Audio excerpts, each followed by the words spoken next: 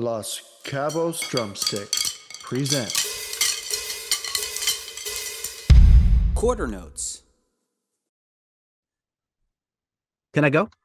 Welcome. Welcome to the podcast, everyone. Welcome to Los Cabos Drumsticks presents Quarter Notes. Oops, sorry. With Dre and Rich.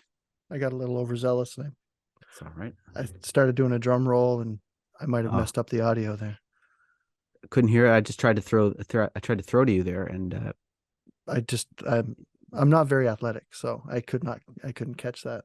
So maybe if you counted to 4, I might come in a little early. Hey, Speaking of quarter notes, this is are we calling this the 8th episode? Are we on number 8? If this is in fact the 8th episode, then we are calling it that. Okay. So that means we could almost call this like 8th notes.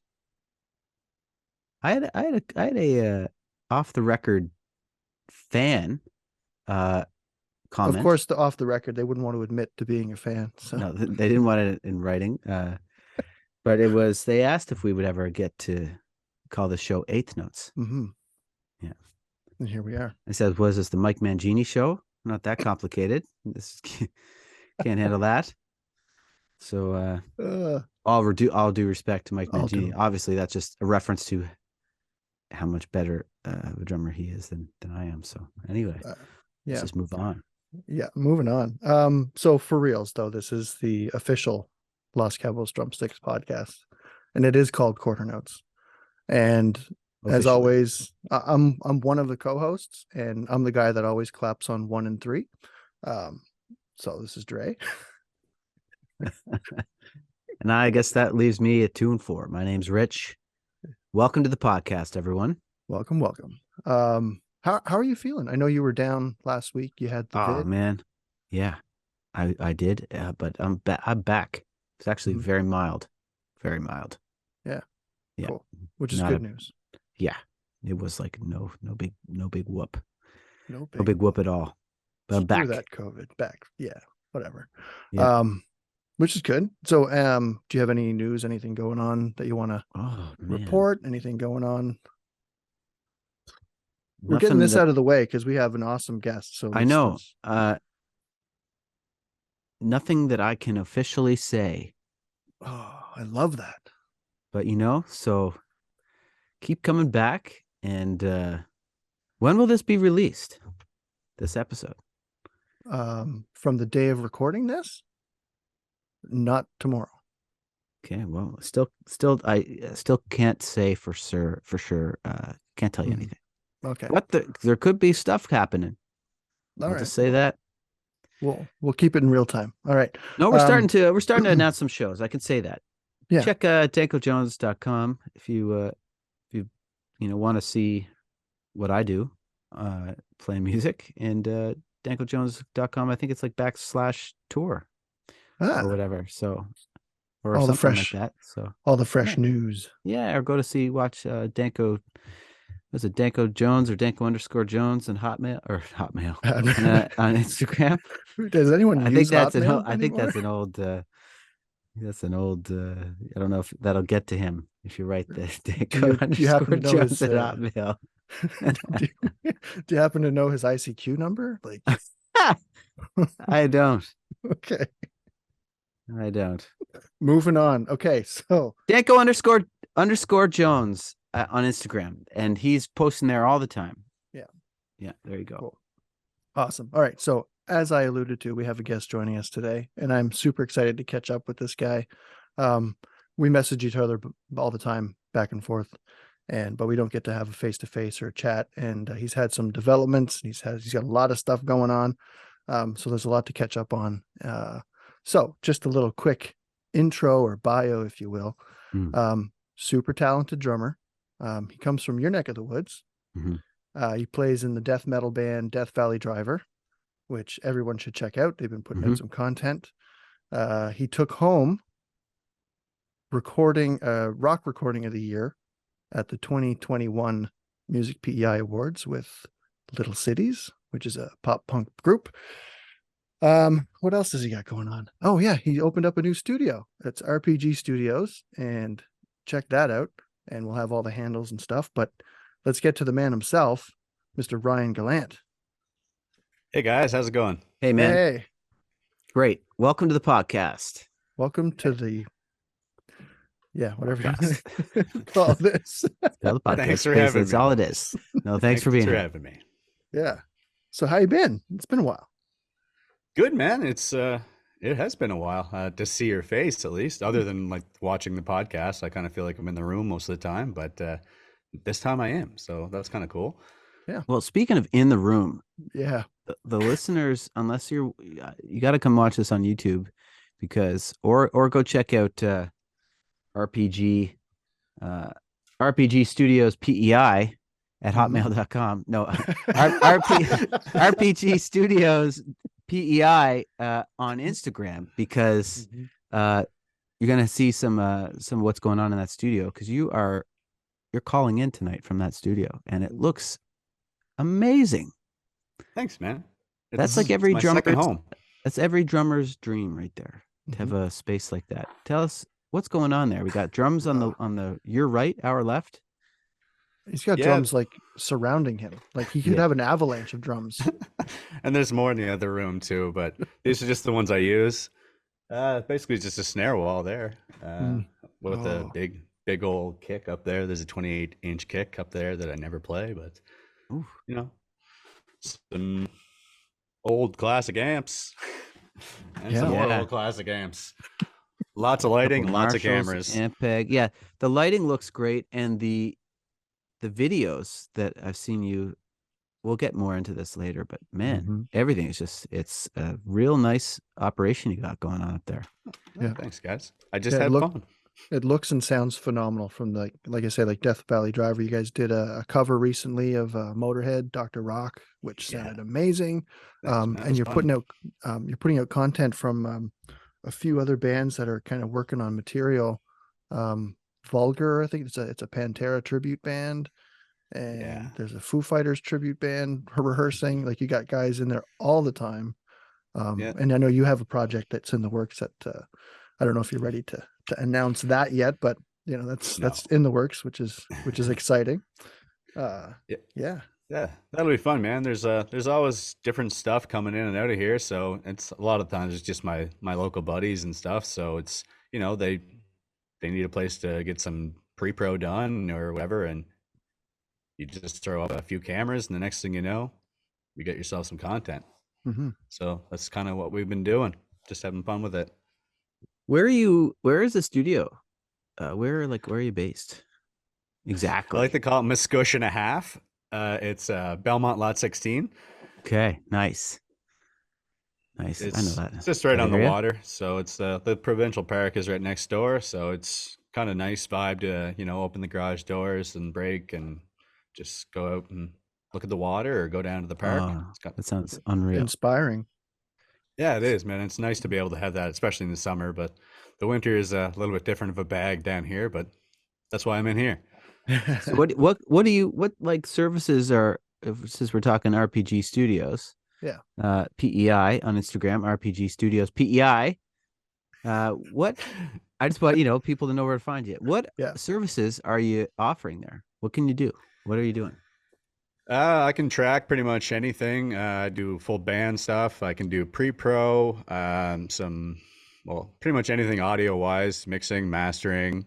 Pretty much do everything with that. I do drum tracks for people. Like I'm not much of a guitar player, bassist, or singer, so I'll play drum tracks for pretty much anybody and record them here. And same thing, other people will come here and just record their demos, or, you know, just pretty much anything audio wise. And then I'm just kind of getting into the video. I wouldn't call myself a, you know, big shot at that, but just kind of having fun with that right now. And so I'm building up my camera equipment, and yeah, but you do have multi-camera setup. A little bit of the video. You do have a multi-camera setup, so you can film everything, and whether or not you're the one that's going to like piece it together and edit it, you have the raw footage if you want it. Yeah, I do all the editing and stuff here as well. And I have all the equipment to do that, but I just, it's not my strong point, and it's not really something I really into, I guess, but I'm just kind of tipping, very, very scratching the surface of that. So, but it's been fun to learn too. So it kind of combines my love for tech and for recording music. So it's kind of a win-win. So if you, let's say somebody wanted to hire you to just record, like just video content, just do the recording of the audio and the video, but then give them all the stems and the MP4, like whatever video format, and then they themselves would edit it. Like, would you offer that service? Is that something people can do, or is it like an in-house thing? No, absolutely. I mean, like I said, I don't claim to be a crazy video editor. If somebody wants to come take that content, go ahead. Let's say a guy had a band and he wanted to take a trip to Prince Edward Island. He was coming maybe from the like the Miramichi area, for example. Okay, right on. That's cool. That sounds like a pretty good example, and I think that would be a good time. Right on, man. Yeah. Oh, that's super cool. So what kind of, I mean, I know because I had you on my other podcast and we talked about gear and stuff, and you were kind of you had quite a fair amount at that point. But what kind of inspired you to set up that environment to have people be able to come to you for those services, or, you know? It kind of just came out of necessity, to be honest with you. I mean, I was in so many projects and studio time isn't cheap, and I've always been a tinkerer with it. So at one point I was like, well, do I actually want to just do this and do it right, or do I just want to kind of half arse it the whole time? So I made the decision to full arse it, as Ron Swanson says. And he's the legend. Been going at it like that ever since. Just kind of adding stuff as I go. Tame that word down there for us. Just in case you don't know who the listeners are, right? Yeah, you wouldn't want to corrupt anyone. That's great. I know we have at least one, and I think he's already in the room. So, listener, one listener, and we're talking to him. This is great. No. Yeah. So if we're going to talk, are you ready for the sidetrack? Do we do the first one now? Do you want to hit it? Yeah. All right, cool. Let's do it. Because we're just all over the place. So a new recurring segment on the podcast is that we each pick 3 drummers, including our guest, picks 3 drummers in a particular criteria. And since we're talking about studios and studio work, the criteria for this episode is exactly that: studio/session.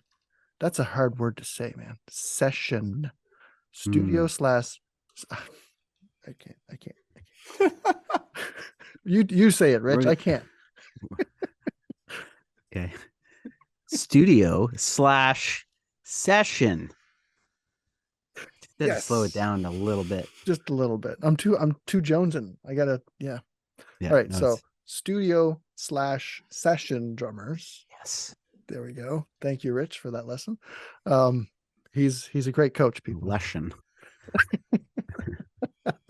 All right. So yeah, we each picked 3. Who wants to go first? I'll go. All right.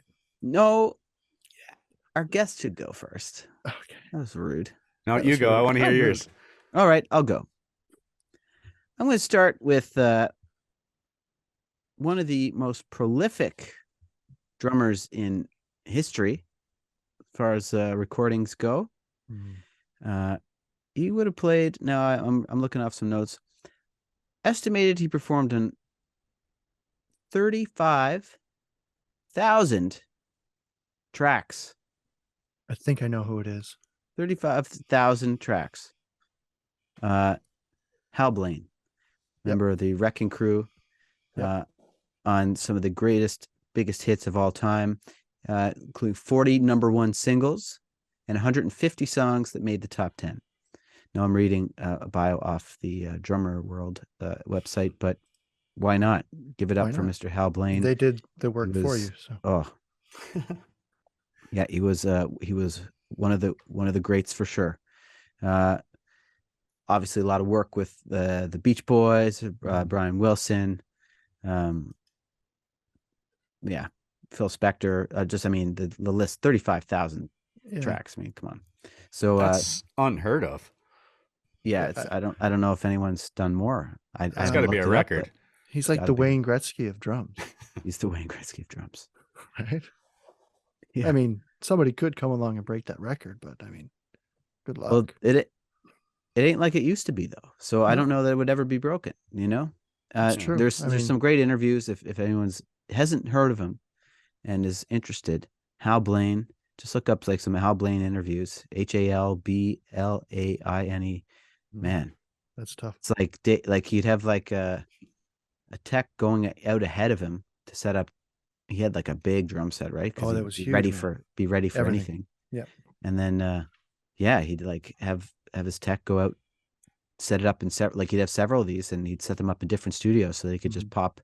He'd be like driving from studio to studio, doing multiple sessions a day. I mean, that's how you do 35,000. That's the life, man. Yeah. Can you? I know like it's just 9 rack toms or something like that. Like, just I mean, that's like everything we were talking about in our previous episodes about like just how experience compounds and different things. I mean, that's just another level. I mean, you're obviously you're getting much more than just a drummer there. You're getting an arranger and somebody who's like done it all and like has so much to draw from.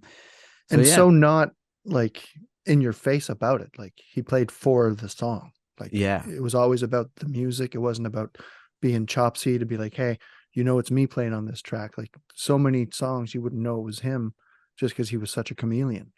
Yeah, I'm writing parts, reading parts. In those days, they would have arrangers. Like it was such like a factory, like a literal like these hit factories. So like so he was a factory hit maker, factory worker.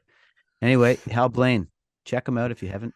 Man, they probably have. I mean, we all have. Whether we all have. All right, I gotta fix my headphones. So you go ahead, Ryan. All right. Mine is going to be Brooks Wackerman or Wakerman, however you want to say it. Dude is literally a machine. If you just like look at his bio, like the stuff that he's done over the years. And I mean, everybody loved him with Bad Religion, obviously, punk rockers. But whenever he came into Avenged Sevenfold and kind of did that fill-in thing, that was just phenomenal to be able to fill the shoes of the Rev. Yeah. Yeah. Ooh, man. So, I mean, and that was pretty inspiring for me to watch because I was a pretty big Rev fan. And then that just made me love Brooks even more. So it was pretty cool. When Brooks joined Bad Religion, and not to diss the previous drummers in that band, but they kind of leveled up. Yeah, that's what I'm saying. Like the tempos that he was able to do, the patterns. And I think he was the first drummer to come into the band that used the double kick, but he wasn't like so like abrupt about it. Like he did it so tastefully and so I wouldn't say rarely, but in the spots that he used it, it was like perfectly called for. Brooks Wackerman's a dude, man. He did that a lot in Infectious Grooves too. He just kind of trickle in that double kick every once in a while. It was like, ooh, yeah, tasty. Yeah, just such a great feel, like just in touch, like his touch. He's so smooth. Oh man, and a humble dude too. I was actually lucky enough to meet him one time. We were playing a show in Montreal, and they had played later in the night, and I'd seen him come off stage. I was like, holy crap. I didn't fanboy too much, but it was pretty cool to meet him and say hi. So who was he with at the time? I want to say it was when Tony Sly just died. Okay. And it was like a big tribute. So there was like a whole bunch of people on stage for that. Okay. So I can't remember what band it was though. Well, if it was Tony Sly, it was probably with Bad Religion. It was the Vandals. No, it was the Vandals. Oh, okay. The Vandals were playing, and it was that's like a teaser for somebody later on in the podcast. But anyway, we'll get to that later. Dropping hints. Okay. So we got Hal Blaine, we got Brooks Wackerman. I guess that's my turn for the first. Okay, I'm going to switch the order I'm gonna save this guy for last. So first pick, this guy's played on like an insane amount of top 40 hits. I'm talking like modern day. He's played for Celine Dion, Sam Smith, Nelly Furtado, Robbie Williams, Seal, which he's got his halftime shuffle on that Seal track is just anyway. But most notably, and this drum track is just, I'll say it's fire because it's Adele's Set Fire to the Rain. This is Ash Sohn. He is just, oh man, and his Instagram stuff is just nuts. So groovy. That room, oh man, talk about a drum room. But yeah, Ash Sohn. Yeah, he's a great pick. Drummer. I know. Yeah, nice.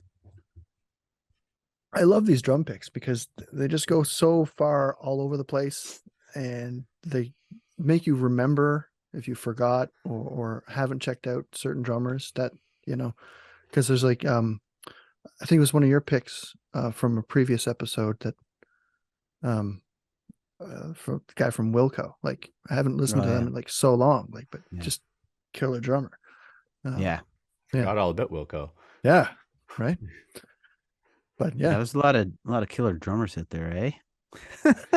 There really are, though. I mean, and here we are. Yeah, we can talk about them. We sure can. All right, so that's pick 1. We'll come back to picks 2 and 3 later on. So yeah, what do you got? What are you working on? Like, obviously you're doing the podcast right now, but I mean, what were you working on this week? Or can you even talk about it? Are you talking to Rich? No, I'm talking to you, cares. man. No one cares. No one cares about what Rich is doing. I was just practicing. I have a tribute band, or not a tribute band. This is just a cover band. We're called Canadian Classics. We're doing a bunch of Canadian songs, just playing at the local Charlottetown pub, Hunter's Ale House. Nice. So that just kind of brushing up for that, and then a new tribute project I had started. I was just kind of going over those tracks too. That's what Dre was talking about earlier. I don't care. I'm going to say none of my people are in this band are going to listen. It's going to be a Nickelback tribute, and it's going to be awesome. And I am extremely pumped about it. Yeah. Nice. So yeah, was that I've been working on that. Was that you? Where you posted a thing recently, and it was like there was a voiceover of another podcast, and you were playing at the same time? Was that happen? Is that in a thing, or did my phone just do a weird thing? That was a video I posted, but that had nothing to do with Nickelback. Because I couldn't really hear the drum part, but I thought it was maybe the fill for the first ever Nickelback hit. Like, do you remind me or? How you remind me? Oh no, I know what you're talking about. Yeah, I did post a story or something like that, just kind of teasing what I was playing. So you're on it. You're on it. You know what's up. He's on the pulse, man. You can't. That like Rich would be a. You great can't play goalie. that fill. You can't play that fill, and I'm gonna hear that fill and be bam. Yeah, Rich is like call me right out. You know, I think that was it. Yeah, I'm pretty sure. It's been a long time since I played it, but I haven't heard. I didn't hear that. Could you repeat it? Kind of, but kind of like it's got a hi hat and a snare thing, like. Yeah, I hear it now. Ooh. Yeah, no.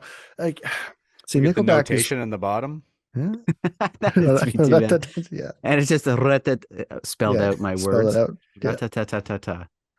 Yeah, we need to get like some kind of video editor guy that can like splice that kind of stuff in. Yeah. But we're on the cheap, so it's not going to happen. I know a guy. Yeah. I'm talking to him. You test my skills pretty good with that, just to get me to do the notation. Just to do the notation, yeah. Drumeo, watch out. We're coming for you. Could be a few. So Nickelback, I know a lot of people shit on Nickelback, but I think it's because it's the cool thing to do. I think secretly a lot of people don't want to admit that they like them because, you'd be going against what the cool people think you should do. But I mean, killer song after Man, killer song. Like any musician can't deny the fact that those are all bangers. yeah. Like, And he writes songs for like so many other people. I mean, some of his best work is the stuff he's written for Steel Panther. Like, yeah, fabulous stuff. I mean, tasteful. yeah. Daniel Adair, right? The drummer. Daniel Yeah. Adair is the drummer. Yeah. Yeah. Yeah, man. He wasn't the Solid. original drummer, was he? I don't He's the think only so. drummer that I've known of, but I didn't follow him. So I He's don't think been he the came drummer up for with a that. long time, but he didn't. That's he not didn't his. come up with the- Rat-a-tat-tat-tat. It wasn't him. I mean, I'm sure he does a great job of it. Yeah, he did. Yeah. I think that was Get Good Drums. Oh, Yeah. that's great. Okay, so Nickelback Project, which is killer. Danko toured with them before I joined them. They did a cross Canada tour with Nickelback. Oh, did they? Cool. Opening for them, obviously. Obvi. Wouldn't open for them now. Not with Rich Knox in the band. Shit, man. I'd open Nickelback. Give us a gig. Call us up. Chad. Chad, what's up? Yeah. We'll do it. We'll do it. Apparently, they're very sweet guys. Very nice people to tour with. All good. You know, they're all the goss is that it was all good from what I heard. Yeah. I mean, they're all like what, Alberta farm boy, like born and bred kind of. You may as well be a Maritimer at that point. Exactly. I mean, half of the Maritimes are there anyway. Yeah. So does that mean like by proxy we're in Nickelback? I think, or we were at least worked on a rig together. Yeah. Kind of thing. Stayed in a camp. Yeah, we were like, at least like that. That's awesome. Sweet. That's cool, man. So that's coming up. Yeah. And I guess I have one other thing on the go. I play with an indie pop artist out of Charlottetown named Rachel Beck. So we're doing a summer run of shows. I'm not going to be able to announce anything yet, obviously, but that's her world. But I'm getting kind of caught up with that. And that's a lot of Roland sample pad, SPDX stuff. So it's playing with clicks and... Oh, cool, man. Doing all the hybrid stuff. Yeah, it's kind of a whole new world. So I got to get my chops back up for that. It's been a while. So it's that's something else that's kind of been working at. Nice. Yeah. That's something I was kind of, Go ahead. No, go. No, please. Nope. I'll come you guys back are in. so cute. I'll come back in. That's my entry.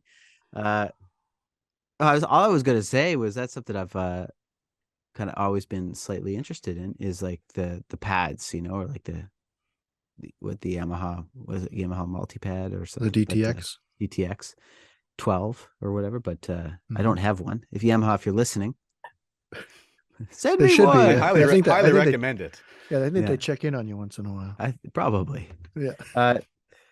Yeah, that's cool. I not to keep hogging this talk stick here, Dre, but I've seen that you've done some of the videos that you posted.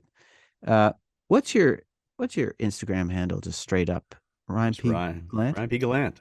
Ryan P Gallant at hotmail.com. Ryan P Gallant. Sorry guys, I'll stop this. That's simpatico.pe.ca. Ryan P Gallant on Instagram. No, you've been like obviously play drums, heavy music and stuff, but you've also you post a lot of stuff of playing like pop along with pop songs and stuff. And it's all been very super slick, man. Yeah. Thanks, bud. Bro, sounds so good. You slid in and took my my segue because I was going to talk about his Instagram handle and his account and how he plays all these different songs. Well, let's talk a bit more you guys about are on the same page. Let's talk a bit more about it. Okay, so I do have to say though, like whenever I get a notification or it comes up in my feed that you posted a video, it always puts a smile on my face because I don't know what I'm going to listen to before I hit play, because it could be anything from anyone, from any era, from any genre. So that's a big tip to the hat, because a lot of guys, they kind of stick into that, they're in that one wheelhouse and they kind of don't venture out. And you're kind of a bit of a chameleon that way, where you can kind of go from one to the other. And I mean, you just worked so hard at it. So where does that kind of come from, like in your musical background, like the ability to do that? Oof, that's a good Hard question. questions. Here we go. Time to get to the dig line stuff. questions. Well, I would have to say that it actually stems a lot, I'm guessing, from being the only drummer early on in my days. Like everybody I knew played music. Obviously, I live on PEI, so it's like one day you got a guy who's playing Johnny Cash, and the next dude you got over here is playing Megadeth. So it's kind of just adapt or be left behind. So, and I just always enjoyed pretty much every kind of music. I mean, in my early days, I was punk or nothing, but you know, those days come and go, and then you start to appreciate everything. So, and the more I play a genre, I get easily influenced in music. So, like recently, I did a fill-in gig with these guys down with Derby. They're like a pop country, and it just blew my mind because I don't play country music, and I'm like, this is a lot of fun. So then I went down the rabbit hole, and the next thing you know, I'm playing country songs, and then the next day I turn on the radio and I hear a Lotto song, and I love it. So then it's back to pop.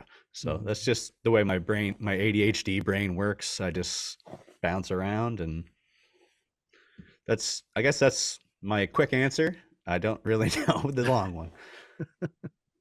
Oh, that's good. Yeah. I mean, that all makes sense.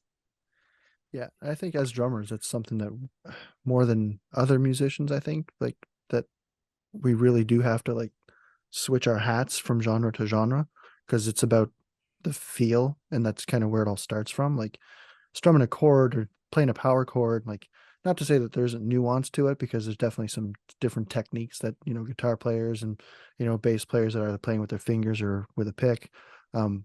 But drummers definitely, and if you know, you know, like ask any drummer, you know, it takes a lot of work to be able to like bounce from one style to the other. You're not just playing a straight beat and getting it right, because that same beat feels different for a different genre, and you've got to play it different, even though you're technically playing the same notes.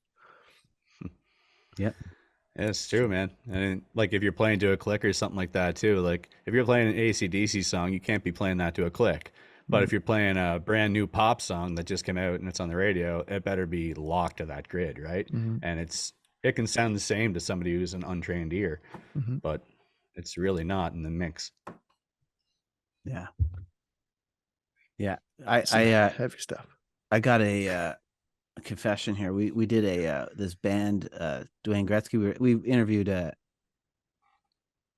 it'll be out. You can say it. It'll be Adam Hindle from Dwayne. You said that wrong. It's Adam the Archive. Oh, Hindle. Adam the Archive Hindle. You're right. Adam the Archive.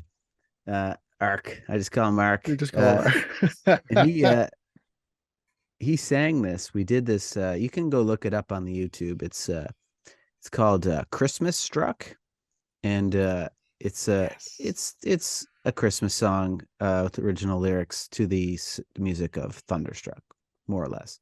But we did. I bring it up because, you know, we were under time constraint. I played drums to it, and I just played it on a click, and it doesn't sound right. You're right. It just doesn't sound right. It's funny though, man, and that's the world we're in now too. Like even if you have to play to a click, you know yourself, it probably didn't feel right, but it is right. Yeah, click's always right. You're wrong. Yeah, but yeah, it's like you're kind of some of those like little push and pull moments. Yeah, it just doesn't happen the same way, but yeah, I mean that's just classic rock, really. If we think about it, classic rock was built. That's how you made a song build and come down, was sometimes dropping the tempo by 5 or 10 BPM, and that just doesn't really exist. Just a feel thing. Yeah. So it is something that's missing. So before we get to the second drummer, I think this is, since we're on this topic with clicks and recording and all that feel stuff. So in the punk rock world, I guess maybe in the punk that I play, like we don't use clicks, and we didn't use clicks in the studio, and we probably won't in the next one. But training up to it, listening to a click while, getting ready and doing the pre-production of it to kind of lock in those tempos naturally to then go into the studio and play it without and pretty much be, in that ballpark. What are your opinions on working with a click ahead of the studio and not using it when you're hitting the record? From a producer standpoint or from a musician standpoint? Both. Well, it makes editing very difficult in the producer standpoint. It's fine if you're going with that live off the floor take, or if you're just going to say whatever the drummer plays is what everybody's going to play. If you can agree to that, then that's fine. But, and that's where you say, if you have a lot of lead up to it, you guys feel you're locked in, golden. Mm-hmm. But from a music standpoint, of course, play that up to going into the studio. But I personally think if you've done all the work to get into the studio, playing to the click, why wouldn't you in the studio? Cool. Interesting. What's your take on that, Rich? Yeah, pretty similar. Unless that's what you're going for, or if you're going for even if you're going for a live off the floor, there's nothing wrong with the click. But I think it's really is about if the music calls for more organic feel, I guess you could not be on click. But for most of what I've done in the studio, not everything, but most has been on a click, and it's for that reason that Ryan was saying, just with the way things are, not everything is recorded at the same time, and when you're going, you have to go back and let's do another take of this part of the guitar, or especially in kind of the more slick or professional it sounds these days, that would be you would be going from section to section. Punching the other players would be okay, let's do the guitar parts in the verses now. You know what I mean? That could be a thing that happens in the studio. So that gets tough without a click. Yeah, the studio is a whole different world though too. I've had sessions with producers where I've been playing where I never heard the song yet.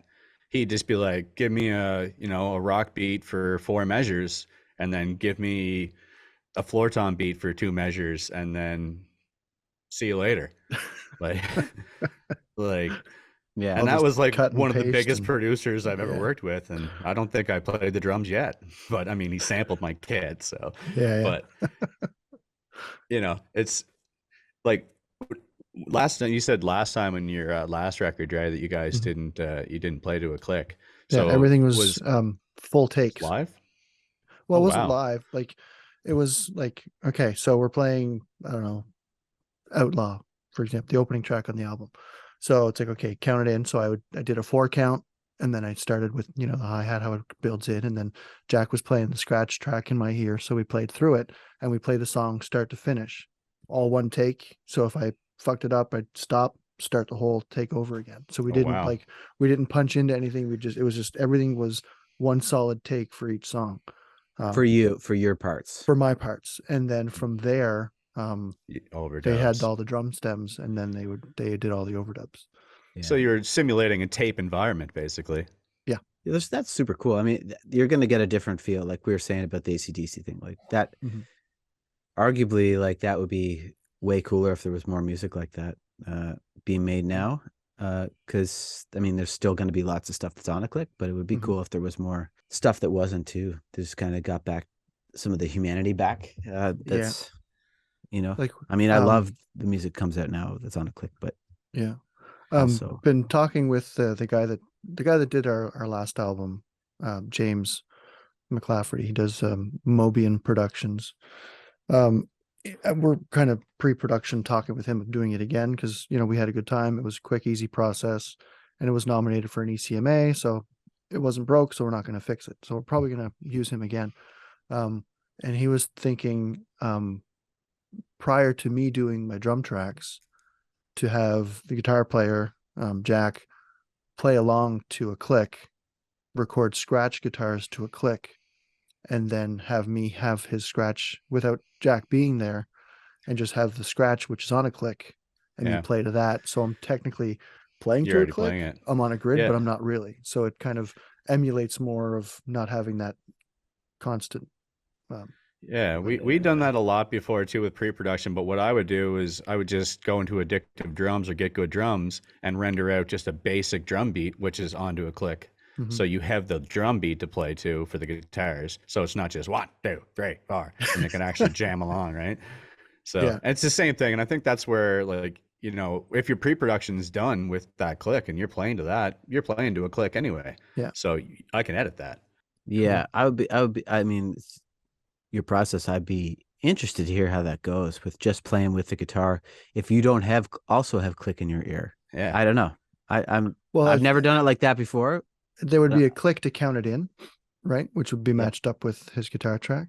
Yeah. But then from there, it's just off to the race, just playing the song. Sure. Yeah. And then if we mess it up, well, I mean, technically at that point, it could punch in because it would be, as to Ryan's point, it would be basically to a click. Right. But I've done the punching in before, and I'm not a fan. I'd rather do a full take. And then if I need to do like a cymbal overdub, or, you know, if I missed a snare hit, kind of go back in. But at that point, it's digital anyway, so just cut and paste a snare hit. You know. No. So anyway, all right. So it's been a while since we sidetracked. Let's get to our second drummers. Do it. So my second pick. All right. So he's recorded for the likes of Mariah Carey, Sammy Hagar, Jewel, Jennifer Lopez, and Daft Punk. And I think that just gave him away. He was recently on the big stage with the Foo Fighters at the big Taylor Hawkins tribute. And that is probably one of the GOATs of all time. And if you haven't checked out, he's got a series on Zildjian where they have drummers come in and they play some really awesome tracks. Check out his video, and his name is Omar Hakim. He is just insanely good. Oh, yeah. I've been waiting for the unveil as soon as you said that second artist. And I was like, Sammy Hagar. He did a song. I knew with that's Sammy. where you were going. Yeah, did a song with Sammy back in the day. I don't remember what it was, but I know he did the Daft Punk record, or at least a few of the tracks on that. Yeah, he's just played with kind of like, you know, we were talking about being able to adapt from genre to genre, and he's kind of one of those guys that just, he plays his pocket so deep and technical, and he can just, you know, knock it out in like one take.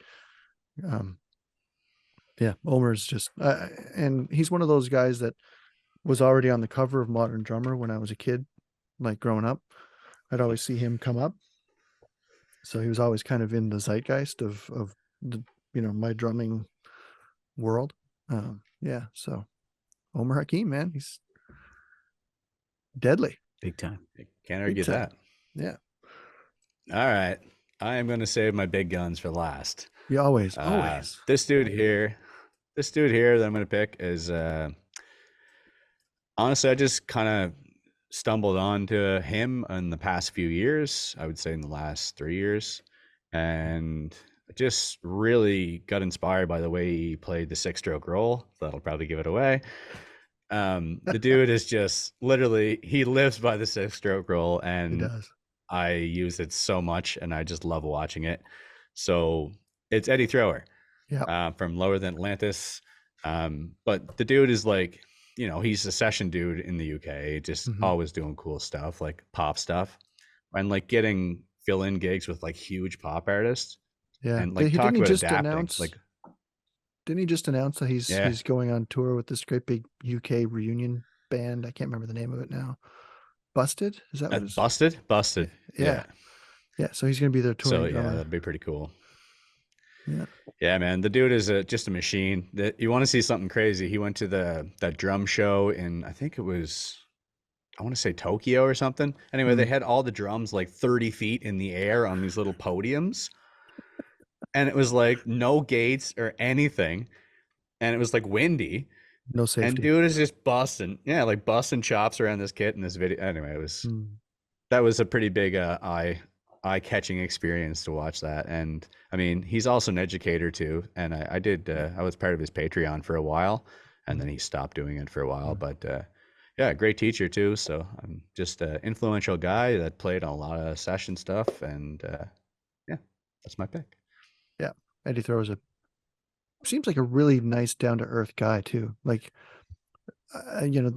anyone that knows who he is knows he has a podcast with Mike Johnson called Drum with Mike and Eddie. And it's a fantastic podcast. When you're done listening to our podcast, maybe check them out, but come back to ours because, anyway, this one rules. This one rules. But just super down to earth and chill and just good vibes, which makes it, why people would hire him and want to have him in the studio. Exactly. Yeah.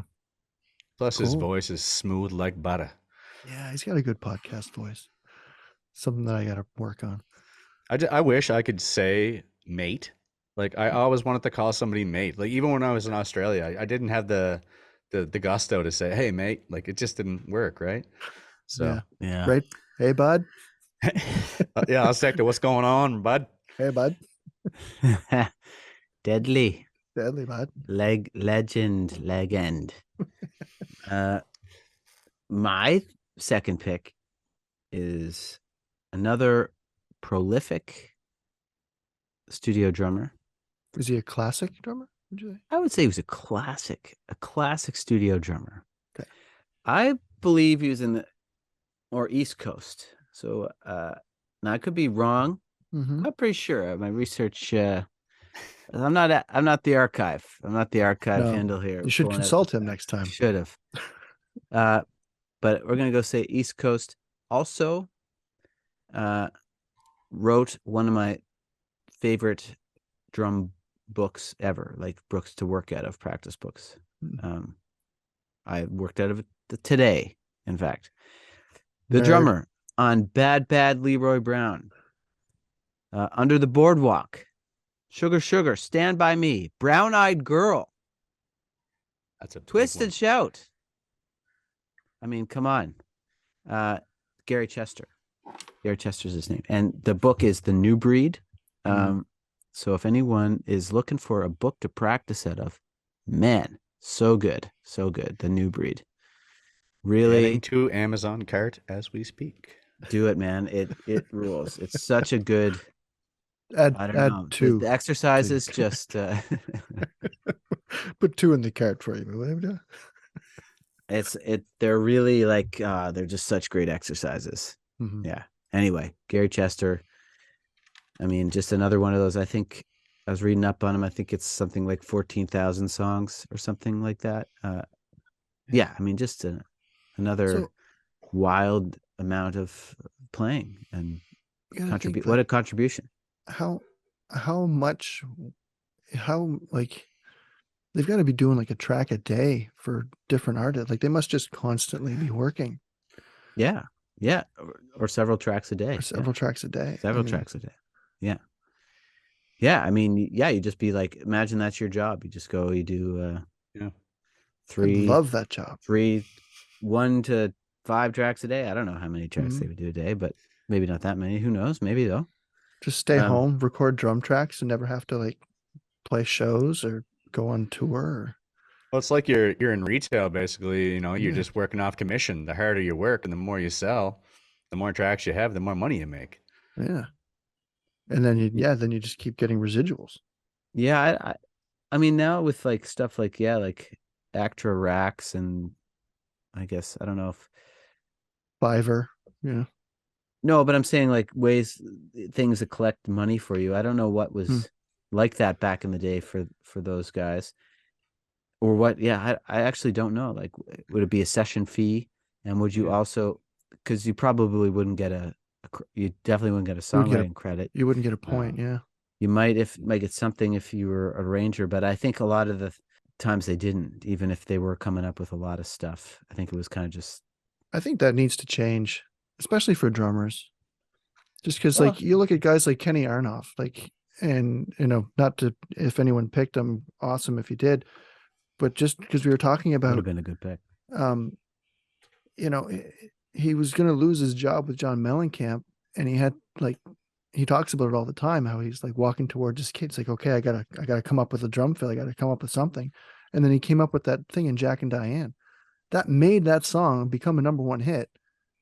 And do you think he gets residuals from that? Or did he get paid? Like, I mean, I don't know if he did. Know. I mean, but the norm is that he wouldn't. He would have gotten paid for the session. And then that's it. Kind of like, you pay an electrician to come in and, fix your lights or whatever, then you pay them and they're done. Like, Yeah. I mean, I guess I do agree. And I also, I guess at the same time, if you agree to do a job, you do it. And if part of your job is I'm hiring you because I trust what you're going to play is going to be great. I mean, who knows? I guess these people didn't know for sure that these songs were going to be as big as they were. Maybe some had ideas and hopes that they would, but I'm thinking now, I'm like just reminded of Brown Eyed Girl, Garrett Chester playing the drums on it. I don't know. I had a friend I used to play with, and she was in a band with this guy or something, or somehow had played with this guy that was a guitar player on that track, Brown Eyed Girl.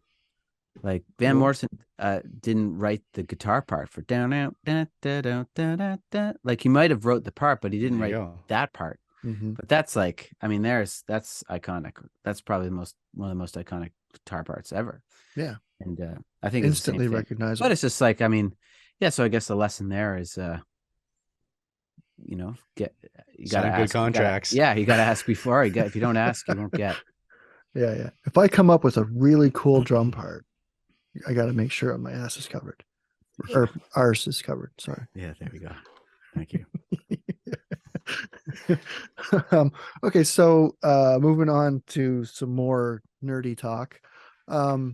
So as a fellow Los Cabos drumstick artist, how did you get introduced to the brand? Like, how did you become not necessarily endorsed, but just start playing the sticks and talk about your kind of foray into being with the family? Yeah, it was kind of a long time coming. I mean, like as every drummer does, whenever they start out, they'll just kind of take whatever comes with your Sears catalog kit until you break them. And then back in the day, I went down to local stores, obviously just buy whatever they have in stock. And eventually, as I started playing more and, you start seeing that, okay, well, I can't play this style of stick or whatever. I eventually, I went with couple of the big brands for a long time, but then one day a buddy at the music store is like, try these red hickories. I know this is like mid Death Valley Driver heyday when I was hitting harder than I probably should have. Using the old 2Bs, were you? Yeah, like it was ridiculous. And like breaking cymbals left, right, and backwards. Anyway, I got a pair of the 5A red hickories. And literally game changer for me because, you didn't have to hit as hard. And even when you did, they lasted. You could rim shot that all night and, you get a little bit of a sliver in it or something. But I mean, like, yeah, and the red hickory was sold me instantly. And then I just, started filling the drum bag or the stick bag up and kind of found my model. And then whenever I found the red intense, that extra little length there, it some helps. people say that matters. Some people don't. It all depends. I'm gonna have to say that I am one of the ones that says it does.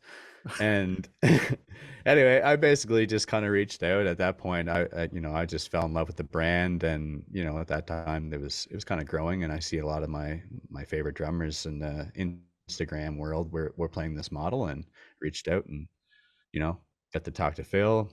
The rest is history. You guys know how awesome they are. So, I mean, I don't need to pump the tires there. We all know how lucky we are to be involved with such a great family. So shout out to everybody at LCD and thanks.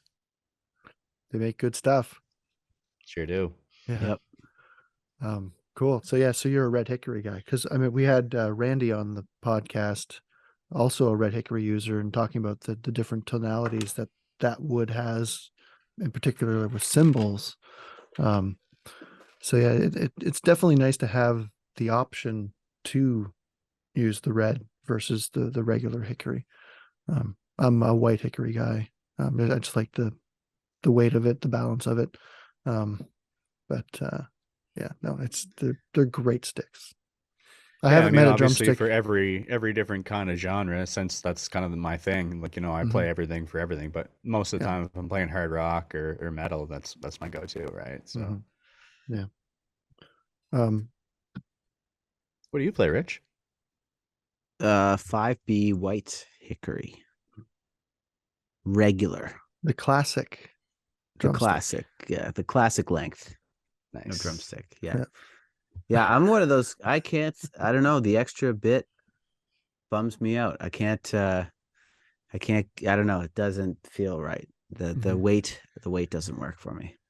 I kind of need it because I'm 6'1", so my big Well, there old you go. gangly my legs are like longer than most people's bodies, so I got to sit pretty far away from the kit.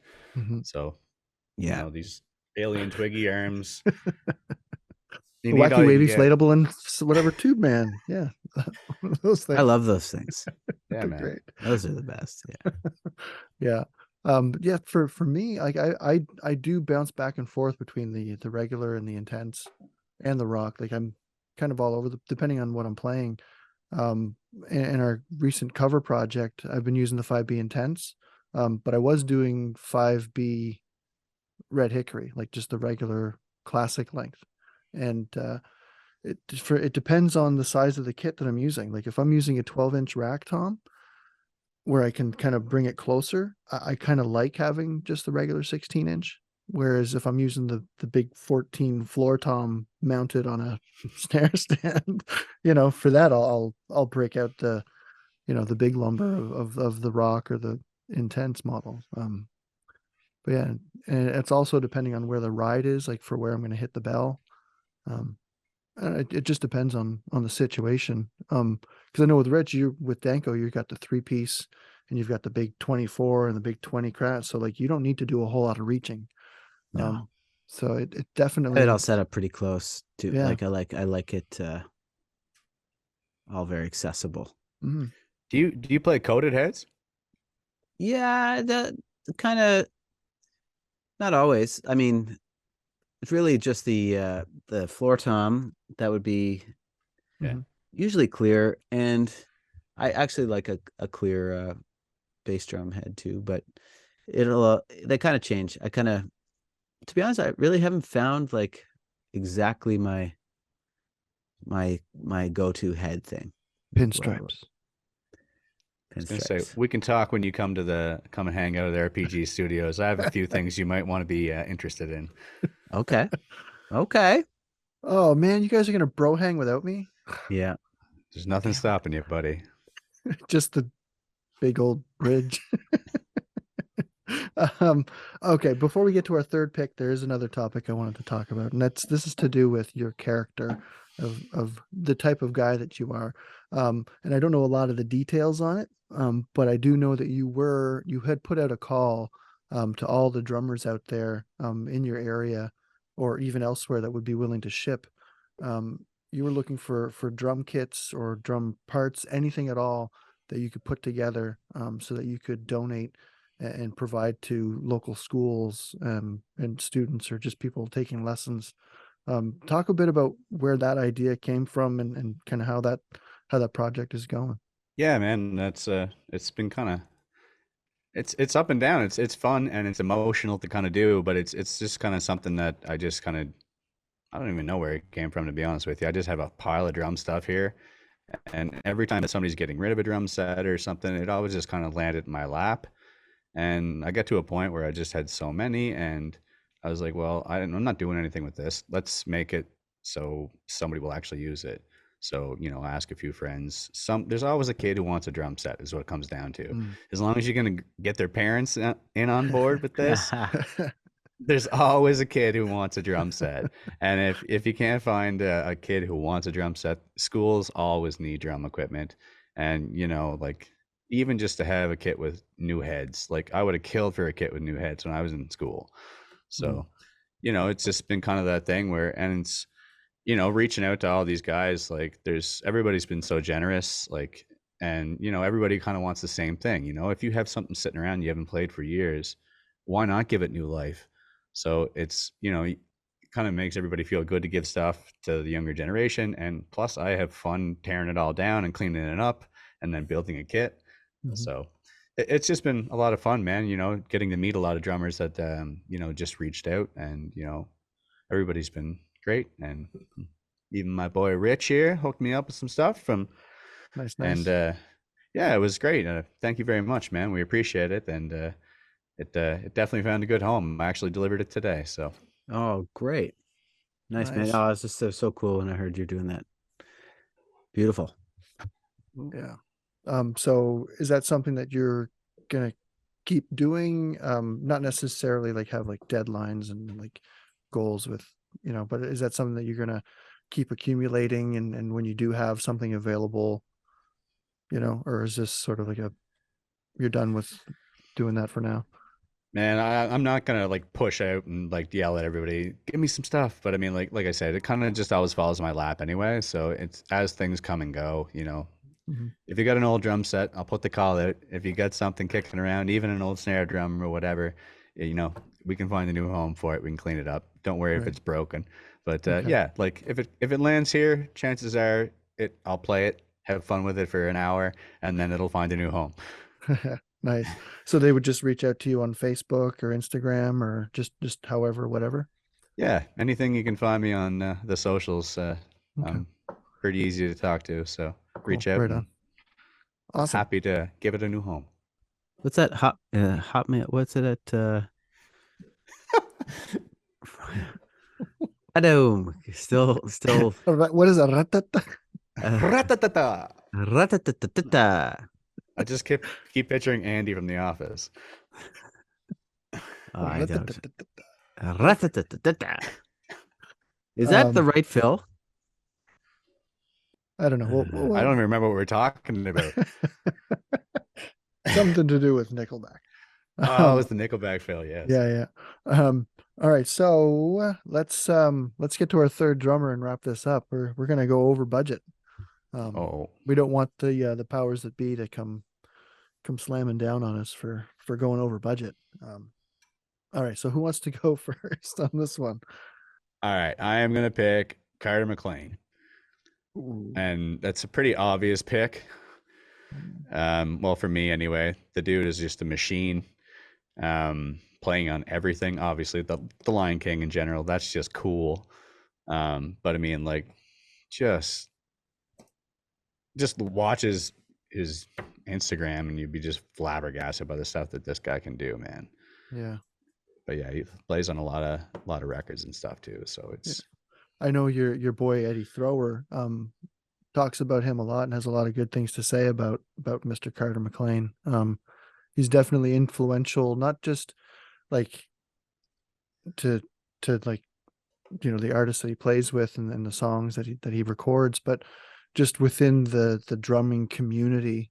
He's very well respected, and people hire him for lessons. Like, as big as a drummer as you are, there's always room to learn, and he's kind of one of the guys that those guys on the upper level of what we do reach out to him for lessons and stuff. So yeah, he's a monster player. His approach is definitely something to take in. Good pick. Yeah, I think that's I think that's why you get kind of drawn into watching him, because it's just like, I don't know. This is kind of you may not like this, but I find he has a Ringo feel at times. What's wrong with that? It is. There's not that there's anything wrong with that. But yeah, I don't know. It just, every once in a while, I'll just kind of catch a glimpse of Ringo in him, and I'm just like, I think this is why I am drawn to this guy. Yeah. I'm being quiet because I don't really know his stuff, but I just followed him on Instagram. So thanks for that. All right, so I'll go next because you didn't go last yet, and you're gonna bring us home, Rich. Okay.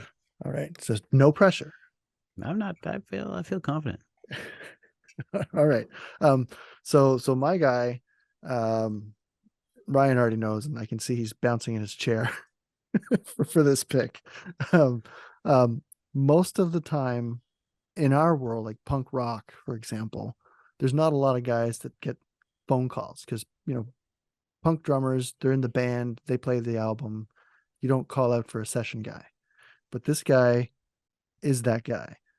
He's played on so many albums for so many big name punk bands, mainstream bands, played with Suicidal Tendencies, the Dwarves, the Offspring. People might not know this, but he was the actual drummer that recorded Evanescence's first hit album, the Fallen, I believe it's called. He's played with Mike Ness. But then, like, forget all that. Then he gets a call from Sting and Bruce Springsteen and Kelly Clarkson. And we're talking Selena Gomez, Avril Lavigne, like just everything from everywhere. And he was also the original drummer for A Perfect Circle. This is Josh Freese. Unreal.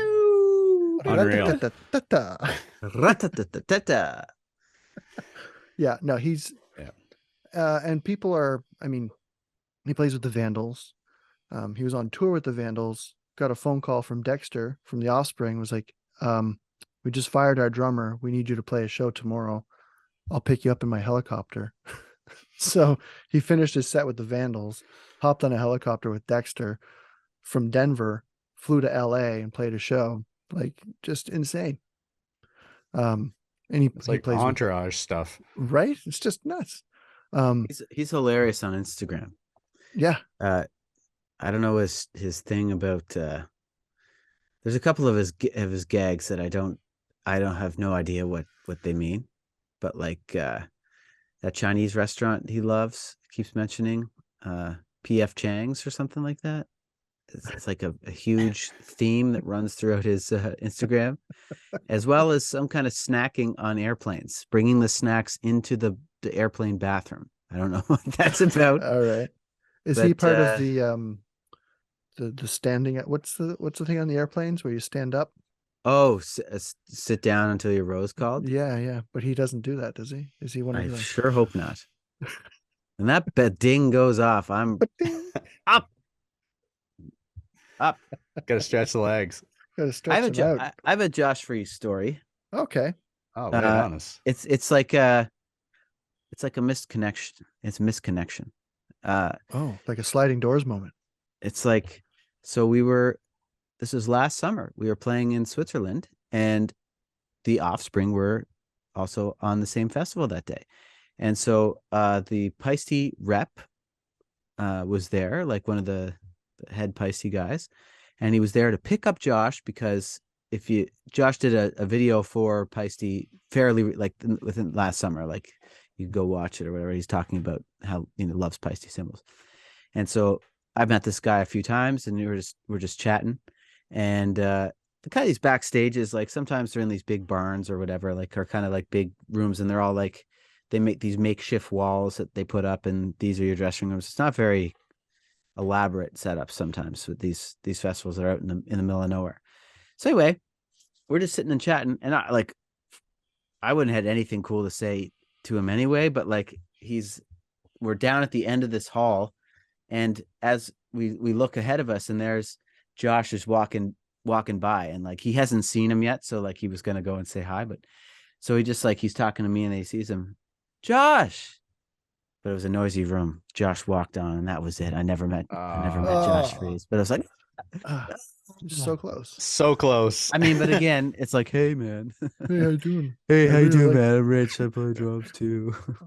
I also play the Peisty cymbals. Yeah, I like them. So I wouldn't have had anything cool to say to him anyway. So it was probably just as well. You would have been fine. Yeah, but anyway, it was cool. But yeah, fine young cannibals, right? That there's a great fill in that song. What's that? Go down for little music in you. That's Josh Freese. It's a very like I played that in Dwayne. That was a very simple drum song. Is it New Radicals, isn't it? New Radicals. The New Radicals. Yeah. Fine young cannibals. She drives me crazy. Ooh, ooh. Sorry. I guess there isn't a big drum fill in that, but not a big entry. But anyway, it's a pretty straightforward drum part, but it's like super like driving. It's super driving. It's like a delayed start. It's yeah. It's really cool. It's really well.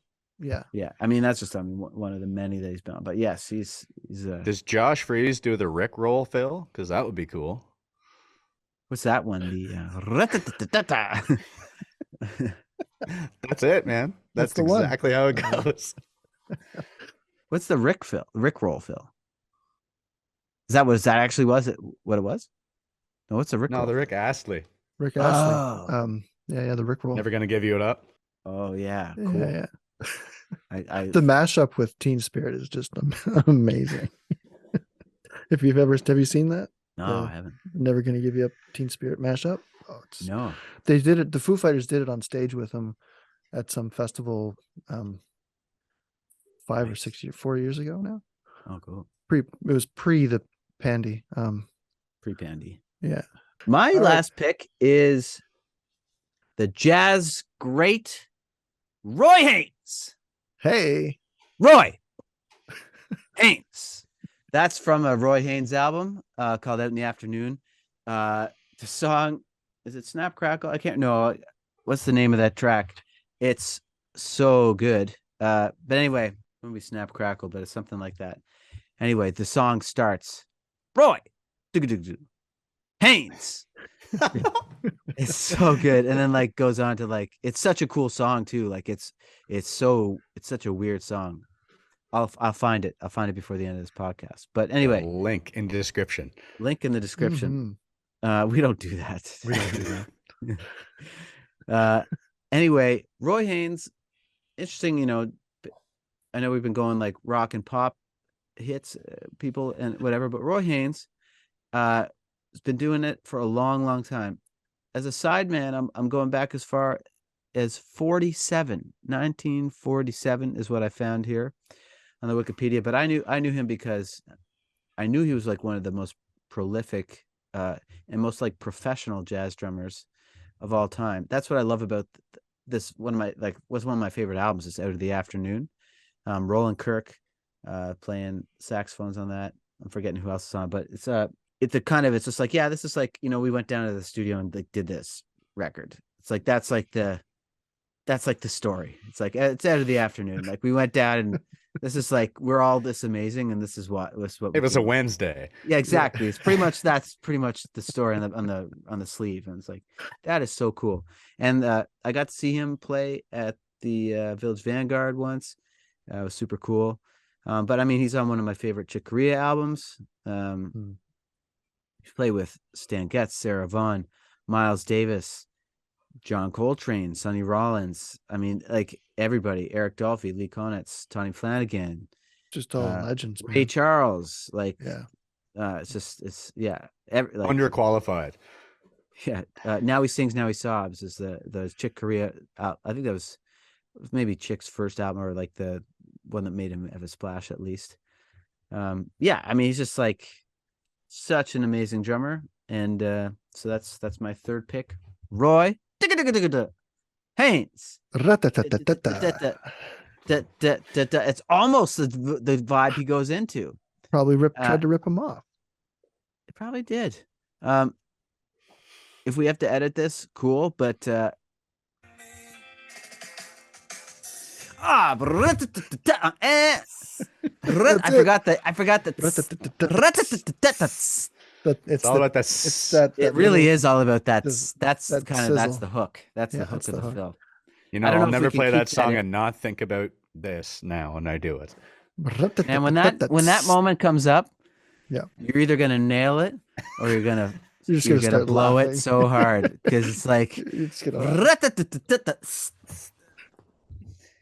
if we have to edit it to just that fill happens, we can do that because you don't want to get sued. Oh no, it's less than like 2 seconds. Like we can't. Yeah, it's fine. I think it's 8 seconds or 10 seconds that you have to. I don't know. I don't know the rules. But they're not going to watch this anyway. I don't know, man. All right, so we've blown the budget. We are now we're in debt. So now I got to start talking about Snap Crackle repayment. Snap Crackle. That's the song. Roy, you got it? I mean, that's so cool, man. Can you imagine, like, great, Pino, and then the song starts? He's like DJ Khaled. Yeah, totally. He's the original DJ Khaled. Oh man, I just think it's so cool. One. I think it's so cool. Anyway, yeah. All right, and that's the podcast. Okay, so like, subscribe, do all that fancy stuff that people do. Ryan Gallant is on Instagram. Ryan What's P your Gallant. handle? Ryan P Gallant.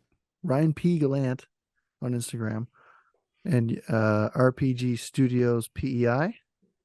Nailed it. First take. Attaboy. No click track. No click track. Nothing. Dreas. I don't even know my own. I just screwed it up. I'm done. Dre_SGS. Yes, that's the one. And you're at Rich Knox Drums. That's right. And then all the Los Cabos handles and all that stuff in the descriptions. That's the podcast. Ratatata. All right. See you, everybody. See ya. Thank you.